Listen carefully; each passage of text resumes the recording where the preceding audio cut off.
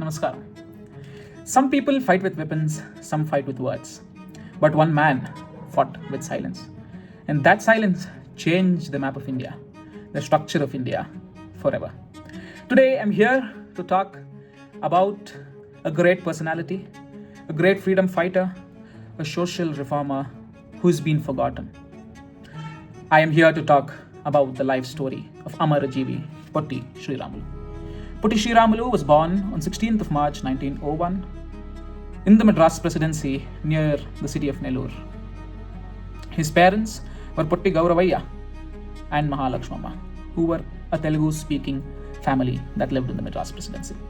Sriramulu was a bright child from birth.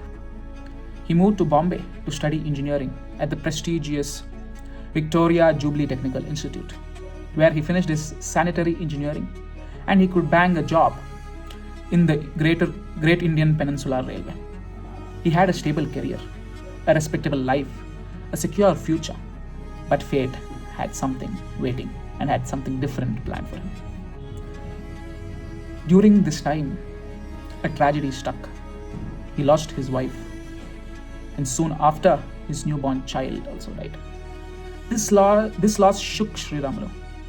It changed the way Sriramulu thought, and it changed Sriramulu forever. He slowly started withdrawing from the worldly life and began searching for purpose. And this is where he found purpose in the teachings of M.K. Gandhi. He joined the Gandhi movement. He joined the Gandhi Sabarmati Ashram, where he lived a life of simplicity, discipline, and service, a true Gandhian. He wore khadi, followed the non-violence movement, and dedicated himself fully to the freedom struggle. He was actively involved in the freedom struggle. I think that would be around 30 years of his age, when he was 30 years of his age. He actively participated in the civil disobedience. He actively participated in the Quit India. He actively participated in all other freedom struggle, this Dandi March, the Salt March. And he was a great freedom fighter who stood against the British rule.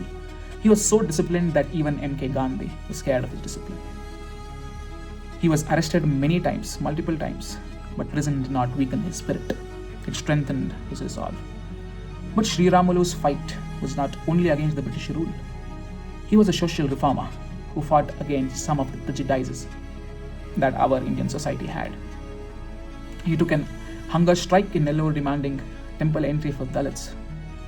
And he stood against social injustice, where he confronted Indian society with its own prejudices. And eventually, temples opened up for Dalit.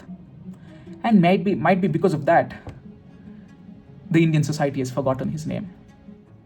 Because he was not branded or he was not attached to any caste or any things that the Indian society requires to remember people. Sad part. Potti Sriramulu had proven his courage. He was a very strong man with a good, great willpower. He had given up on comfort, career, and personal happiness. But the greatest sacrifice of his life was yet to come. A sacrifice that shook the entire nation. A sacrifice that brought a whole city to halt. A sacrifice that turned tables in the Madras Presidency.